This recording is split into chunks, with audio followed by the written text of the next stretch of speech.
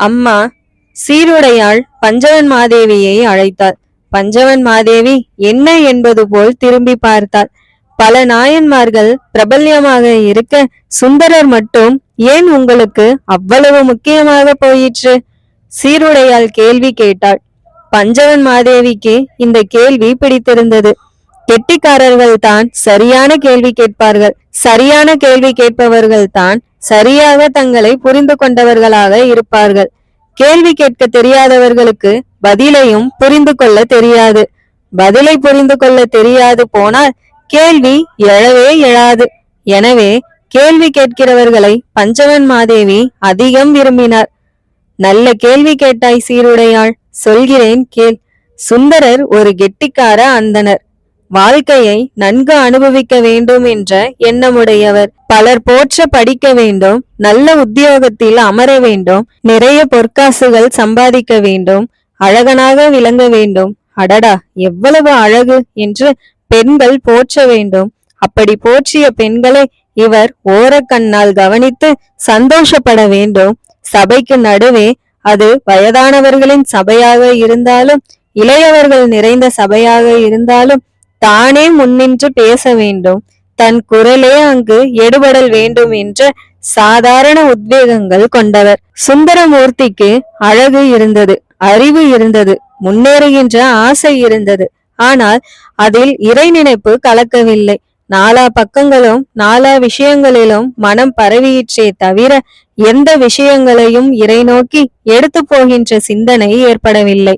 தானே முக்கியம் என்கின்ற சிறிய கருத்து கொண்டு அவர் வளர்ந்து வந்தார். அந்த கருத்தை அழித்து அந்த அறிவை, அந்த அழகை, அந்த முன்னேறுகின்ற வேகத்தை இறைவன் தன் பக்கம் திசை திருப்பினார். அழகும் அறிவும் திமிரும் கொண்ட எல்லா மக்களும் சுந்தரமூர்த்தி நாயனார் குணத்தை தான் கொண்டிருக்கிறார்கள். அந்த குணத்துக்கு நடுவே இறை உணர்வு கலந்துவிட்டால் அந்த அறிவுக்கும் அழகுக்கும் அர்த்தம் ஏற்படுகிறது.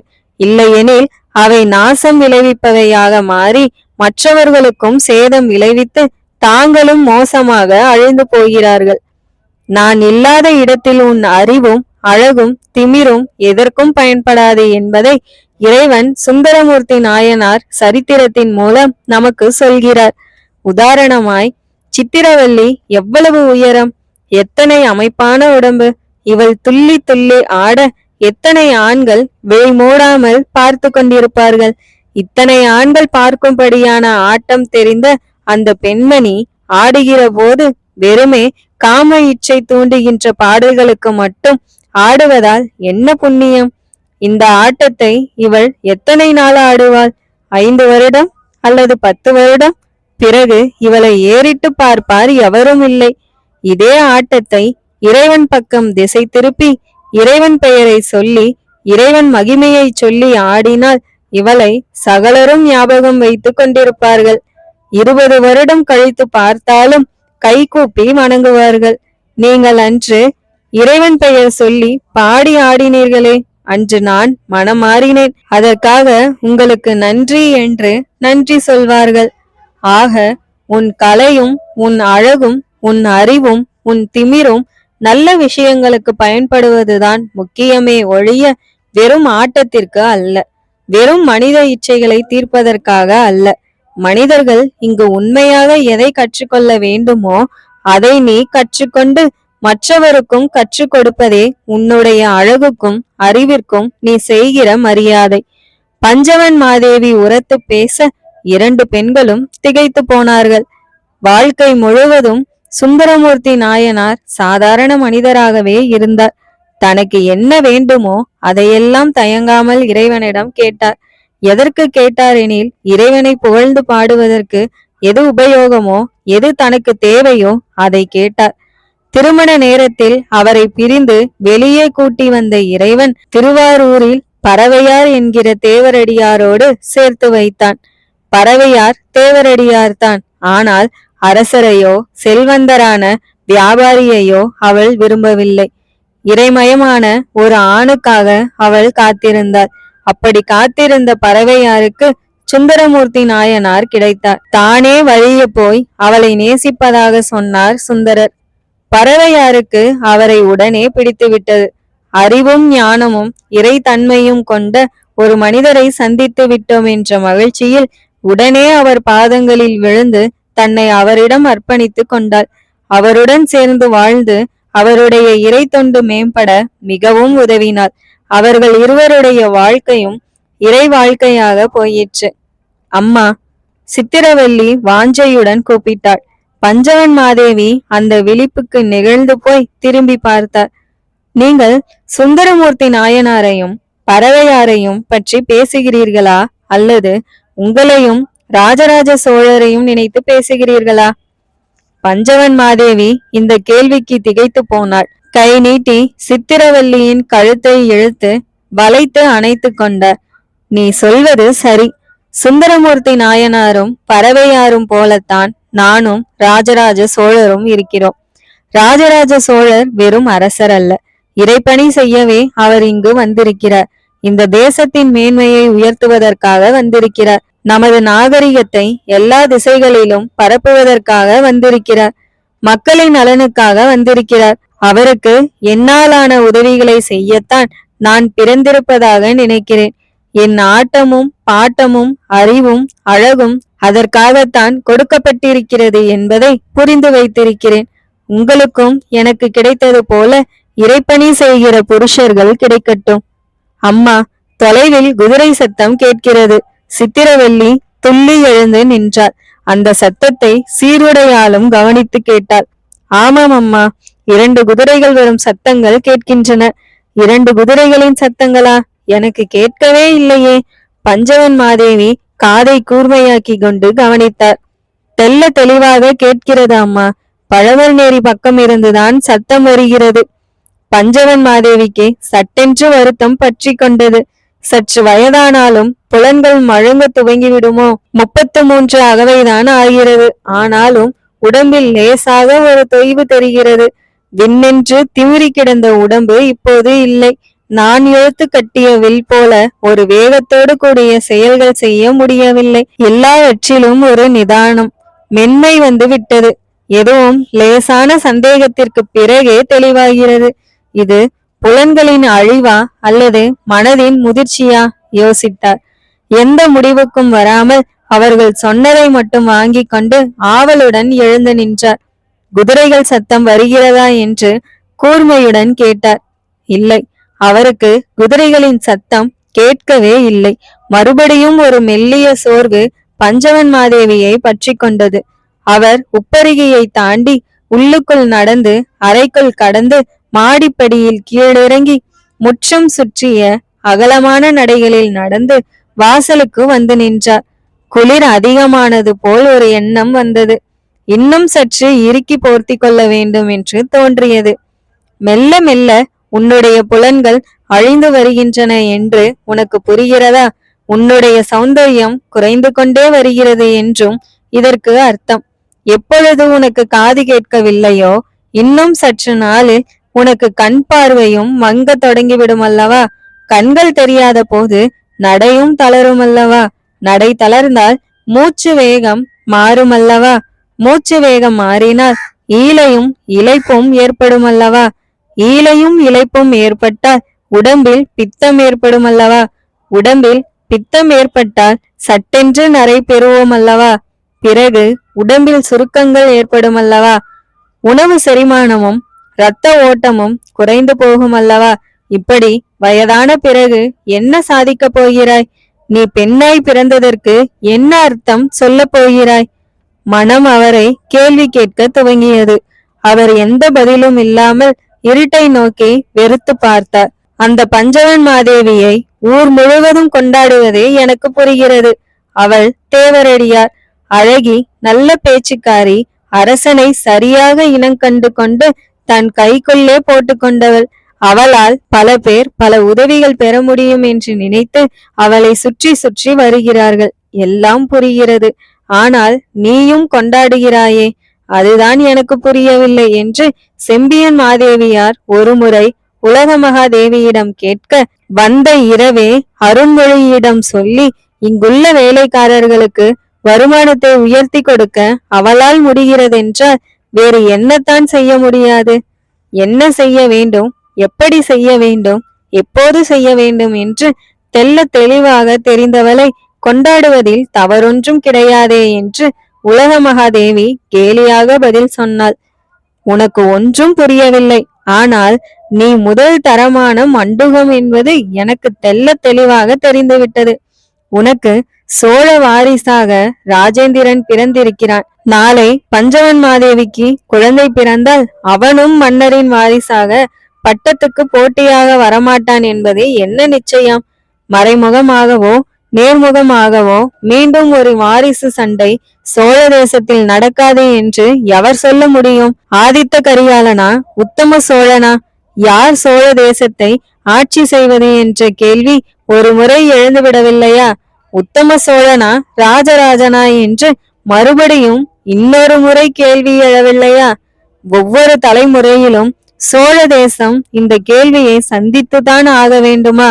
இன்னொரு ஆதித்த கரிகாலன் கொலையும் இன்னொரு உத்தம சோழன் மறைவும் இந்த தேசம் சந்திக்கத்தான் வேண்டுமா என்று செம்பியன் மாதேவி உரத்து புலம்ப பட்ட மகிழ்ச்சி உலக மகாதேவி முகத்தை பொத்திக் கொண்டு ஓடிப்போய் அறைக்குள் உட்கார்ந்தவள்தான். எழுப்பி சோறு போட 3 நாட்கள் ஆயிற்று. பஞ்சவன் மாதேவி, தயவு செய்து யாருக்கு வேண்டுமானாலும் பட்டம் கொடு, ஆனால் என் மகனை கொன்றுவிடாதே என்று பட்ட மகிழ்ச்சி பஞ்சவன் மாதேவியிடம் வந்த அழ பஞ்சவன் மாதேவி திகைத்து போனார்.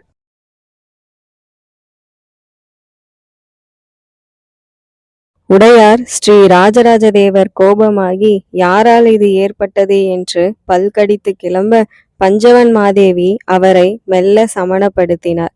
இந்த கேள்வி நியாயமானது. இதற்கு நான் தான் பதில் சொல்லியாக வேண்டும். இத்தனை கேள்விகளுக்கு பிறகும் உலக மகாதேவியார் என்னிடம் பிரியமாகத்தான் இருக்கிறார்கள். மரியாதையோடு தான் பேசுகிறார்கள். இன்னொருவர் அவர் மனதை கலைத்த பிறகும் என்னை வெளியே போ என்று சொல்லாமல் தனக்கும் தன் மகனுக்கும் எந்த கேடும் உண்டாக்காது இருக்குமாறு வேண்டிக் கொள்கிறார்கள். அப்படி என்றால் அவர்கள் என்னை ஏற்றுக்கொண்டார்கள் என்றுதானே அர்த்தம். என்னை ஏற்றுக்கொண்ட பெண்மணிக்கு நான் எப்படி தீங்கு செய்வேன்? அவர்களுக்கு நம்பிக்கை ஊட்ட வேண்டும். எப்படி நம்பிக்கை ஊட்டுவது என்பது எனக்கு தெரியும். நாளை காலையில் நான் பழுவூர் கிளம்புகிறேன். உங்களை விட்டு ஒரு 3 மாதம் பிரிந்திருக்க போகிறேன். தயவு செய்து தாங்கள் அதற்கு அனுமதி அளிக்க வேண்டும் என்று பஞ்சவன் மாதேவி உடையார் ஸ்ரீ ராஜராஜ தேவரை கைகூப்பி கேட்டுக்கொண்டார். பழுவூர் போய் என்ன செய்ய போகிறாய்? ராஜராஜர் கேட்டார். எனக்கு சில வேலைகள் இருக்கின்றன. என்ன வேலை? இப்போதைக்கு சொல்வதற்கில்லை. பழுவூர் சிவனை பரமேஸ்வரரை கைகூப்பி மன்றாடி சில உத்தரவுகளை கேட்டு வர வேண்டும். சில நோன்புகள் இருக்க வேண்டும். நீங்கள் அருகில் இருந்தால் என்னால் எந்த விரதமும் இருக்க முடியாது. எனவே உங்களை விட்டு ஒரு 3 மாத காலம் பிரிந்திருக்க எனக்கு உத்தரவிட வேண்டும் என்று பஞ்சவன் மாதேவி கேட்க அரசர் நெகிழ்ந்து போனார். அருகே வந்து அணைத்து கொண்டார். போய் வா. அற்புதமான பெண்ணாகிய உன்னையும் இந்த அரசியல் சிக்கலில் சிக்க வைத்ததற்கு நான் வெட்கப்படுகின்றேன். என்ன செய்வது? ராஜராஜனை சுற்றி இப்படித்தான் வாழ்க்கை இருக்கிறது. ராஜராஜனை சுற்றி இப்படித்தான் மனிதர்கள் இருக்கிறார்கள். என்னுடைய சிக்கலில் நீயும் சிக்கிக்கொண்டாய் என்பது எனக்கு புரிகிறது. ஆனாலும் வேறு வழி இல்லை. இதிலிருந்து விடுபட உனக்கு என்ன உதவி வேண்டுமானாலும் கேள். செய்ய தயாராக இருக்கிறேன். எனக்கு நீ வேண்டும். உன் அன்பு வேண்டும். உன் சிநேகம் வேண்டும். உன் பிரியம் வேண்டும். நீ இல்லாமல் என்னால் இருக்க இயலாது. எனவே என்னை விட்டு பிரியும் எண்ணத்தை தவிர்த்துவிடு. அப்படி ஏதேனும் எண்ணம் உள்ளுக்குள் இருந்தால் அந்த எண்ணத்தை முற்றிலுமாய் துடைத்துவிட்டு சரியாக 3 மாதம் இடைவெளி எடுத்துக்கொண்டு பழுவூர் போய் வா. அவ்வப்போது ஓலை எழுது என்று ராஜராஜர் பஞ்சவன் மாதேவிக்கு விடை கொடுத்து அனுப்பினார். பழுவூர் திகைத்தது. என்ன, ஏன் வந்து விட்டீர்கள்? எதனால் திரும்பி விட்டீர்கள் என்று விசாரித்தது. உங்களை பார்ப்பதற்கு நாங்கள் வரலாம் என்று நினைத்திருந்தோம். நீங்கள் வந்து விட்டீர்களே, ஏதேனும் பிரச்சனையா என்று அங்குள்ள தேவரடியார்கள் ஆதூரமாக விசாரித்தார்கள். எதுவும் இல்லை. அரசருக்கு வேறு சில வேலைகள் இருப்பதால் என்னை ஓய்வெடுக்க சொல்லி இங்கு அனுப்பினார் என்று மழுப்பலாய் பஞ்சவன் மாதேவி பதில் சொன்னார். பழுவூர் அரண்மனை வைத்தியருக்கு ஆள் அனுப்பினார். அவர் வந்ததும் அவரை தனியே அழைத்து போய் ரகசியமாய் தன் வேண்டுகோள் சொன்னார். என்னம்மா நீங்கள் பைத்தியமாக இருக்கிறீர்கள்? யாரும் செய்ய துணியாத விஷயத்தை எதற்கு நீங்கள் செய்ய வேண்டும்? பெண்களுக்கு இருக்கின்ற அற்புதமான ஒரு விஷயத்தை இப்படி பலியிடுவதற்கு நான் ஒரு காலும் சம்மதிக்க மாட்டேன். வைத்தியனுடைய வேலை இதுவல்ல. கேட்பது யாராக இருந்தாலும் ஒரு வைத்தியன் இப்படி செய்துவிடக் கூடாது. எனவே அந்த எண்ணத்தை கைவிட்டுவிட்டு உடனடியாக அரசரை நோக்கி பயணப்படுங்கள் என்று வைத்தியர் சற்று கோபமாக சொன்னார். இல்லை, நீங்கள் எனக்கு இந்த உதவி செய்துதான் ஆக வேண்டும். அம்மா, நான் இன்று உதவி செய்து விடலாம். ஆனால் உங்களுக்கு இந்த உதவியை செய்துவிட்டு நாளைக்கு எந்த முகத்தோடு அரசரிடம் போய் நிற்பேன்? அரசர் ஏன் இப்படி செய்தீர்கள் என்று கேள்வி கேட்டால் என்னால் பதில் சொல்ல முடியுமா? ஒரு வைத்தியன் இப்படி செய்யலாமா என்று எவரேனும் கேட்டால் அவர்களுக்கு என்னால் பதிலளிக்க முடியுமா? உங்கள் பெயரை சொன்னாலும் அது என் குற்றமாகத்தான் ஆகுமே ஒழிய நீங்களே விரும்பி செய்ததாக ஆகாது என்று வைத்தியர் மீண்டும் வேகமாக மறுத்தார். பஞ்சவன் மாதேவி இடுப்பிலிருந்து ஒரு ஓலையை எடுத்து வைத்தியரிடம் நீட்டினார். உடையார் ஸ்ரீ ராஜராஜ தேவரின் மனைவியான பஞ்சவன் மாதேவி நான் விருப்பத்துடன் எழுதி கொள்ளும் ஓலை. பழுவூர் அரண்மனை வைத்தியர் மெய்ஞான சிவன் அவர்கள் என் விருப்பப்படியே எனக்கு மருந்துகள் கொடுத்து என் கருப்பையை மலடாக்கினார். இதை அரசியல் காரணத்திற்காகவும் என் குடும்ப சூழ்நிலை காரணமாகவும் உடையார் ஸ்ரீ ராஜராஜ தேவரின் சிறப்புகள் சிறிதும் குன்றாதிருப்பதற்காகவும் செய்து கொள்கிறேன். நான் இதை என் முழு மனதோடும் தெளிந்த எண்ணத்தோடும் சுயமான சித்தத்தோடும் செய்வதால் இது குறித்து மேலும் எந்த விசாரணைக்கும் அரண்மனை வைத்தியர் மெய்ஞான சிவன் ஆட்படுத்தப்பட வேண்டியதில்லை என்றும் அவர் மீது எந்த குற்றமும் இல்லை என்றும் அவருக்கு எதிர்ப்பதமாய் எந்த தீர்ப்பும் இது குறித்து வழங்கப்படக்கூடாது என்றும் நான் உறுதியாக தெரிவித்துக் கொள்கிறேன். இதை மீறி அவருக்கு எதிராய் ஏதேனும் தீர்ப்பு எவர் மூலமாவது சொல்லப்பட்டால் அது ராஜதுரோக குற்றமாக கருதப்படும். இது உடையார் ஸ்ரீ ராஜராஜ தேவரின் மாதேவியார் அரசியார் பஞ்சவன் மாதேவியின் ஆணை. ஓலை வைத்தியரால் வாசிக்கப்பட்டது. மலடாக்கும் மருந்துகள் அரசியாருக்கு அவரால் தரப்பட்டது. அரண்மனை வைத்தியர் மெய்ஞான சிவன் கொடுத்த மருந்துகள் பஞ்சவன் மாதேவியின் உடலை வருத்தி எடுத்தன. கை கால்கள் வீங்கின. இரத்தப்போக்கு அதிகமாக இருந்தது. வயிறு முறுக்கி வலித்தது. ஆனாலும் பஞ்சவன் மாதேவி பொறுத்து கொண்டார். 8 வாரங்கள் பொறுத்து எழுந்து நடமாடினார். அடுத்த 2 வாரங்கள் நந்தவனத்தில் உலாவினார். இன்னும் 2 வாரங்கள் குதிரை ஏறி யானை ஏறி பல்லக்கில் போய் அருகில் இருக்கும் ஊர்களுக்கு பயணப்பட்டார். சரியாக 12வது வாரம் சிறு தேர் ஏறி உடையார் ஸ்ரீ ராஜராஜ தேவர் எங்கிருக்கிறார் என்று பார்த்து அங்கு போய் அவரை விழுந்து நமஸ்கரித்தார். என்ன திடீரென்று ஓடிவிட்டாய்? உலக மகாதேவியார் விசாரிக்க அவரை கட்டி தழுவி அவரது கன்னங்களில் பஞ்சவன் மாதேவி முத்தமிட்டார். உங்களை பார்க்கத்தான் மறுபடி ஓடி வந்து விட்டேனே என்று சிரித்தார். இல்லை, உன் முகத்தில் ஏதோ மாற்றம் தெரிகிறது. உடம்பிலும் லேசான தொய்வு இருக்கிறது. உனக்கு நிஜமாகவே உடம்பு சரியில்லையா? அல்லது நான் பேசியதற்கு வருத்தப்பட்டு அழுதழுது உடம்பை கெடுத்து கொண்டாயா? அட சிவனே, அழுகிற பெண்ணா நான்? எனக்கு என்றாவது அழுகை வருமா என்று சிரித்தபடி சொன்ன பஞ்சவன் மாதேவி உலக மகாதேவியின் கைகளை கோர்த்து கொண்டார். பிறகு ஏன் 3 மாதம் தள்ளி போயிருந்தாய்? உங்களிடம் மட்டும் சொல்கிறேன். இதை நீங்கள் வேறு யாரிடமும் சொல்ல மாட்டேன் என்று சத்தியம் செய்யுங்கள். சொல். நீங்கள் சத்தியம் செய்தால்தான் சொல்வேன். சொல், பிறகு சத்தியம் செய்கிறேன். இல்லை, நீங்கள் சத்தியம் செய்தாலொழிய உங்களிடம் சொல்ல இயலாது. சரி, சத்தியம். நீ சொல்ல போகும் விஷயத்தை வேறு எவரிடமும் சொல்ல மாட்டேன். இதை கூட நான் உங்கள் மன ஆறுதலுக்காகத்தான் சொல்கிறேன். பஞ்சவன் மாதேவி உள்ளே வந்து விட்டாள். அவளுக்கு குழந்தை பிறந்தால் அது ராஜேந்திரனுக்கு எதிராக இயங்கும். மறுபடியும் சோழ தேசம் ஒரு பங்காளி சண்டையை சந்திக்க நேரும் என்று செம்பியன் மாதேவி சொன்னார்கள். அது கேட்டு நீங்களும் பயந்தீர்கள். ராஜேந்திரனை ஒன்றும் செய்யாதே என்று என்னிடம் கேட்டீர்கள். அந்த நேரம் நான் செத்து போனது போல உணர்ந்தேன். ஆகவே பழுவூருக்கு போய் அங்குள்ள அரண்மனை வைத்தியரை சந்தித்து மருந்துகள் சாப்பிட்டு என்னை மலடாக்கி கொண்டேன். இனி எனக்கு குழந்தையே பிறக்காது. ஒரு நாளும் ஒரு பொழுதும் பஞ்சவன் மாதேவி இனி தாயாகவே மாட்டாள். மூச்சிறைக்க பஞ்சவன் மாதேவி சொல்ல உலக மகாதேவி வாய்விட்டு அலறினார். நெஞ்சில் அடித்து கொண்டார். பொங்கி பொங்கி கதறினார்.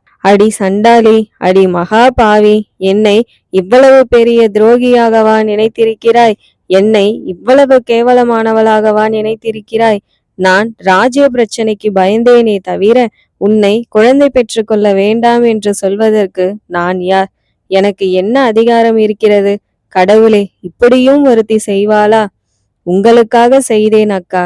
நீங்கள் என் மீது எந்த விதத்திலும் எந்த காரணத்துக்காகவும் சந்தேகப்படக்கூடாது என்பதற்காக செய்தேன். நீங்களும் எப்படி ராஜேந்திரனை நேசிக்கிறீர்களோ அதே போல் நானும் ராஜேந்திரனை நேசிக்கிறேன். அவனை என் மகனாக பார்க்கிறேன். அவனை வளர்ப்பதற்கு எனக்கு எல்லா உரிமைகளும் இருக்கிறதென்று நினைக்கிறேன்.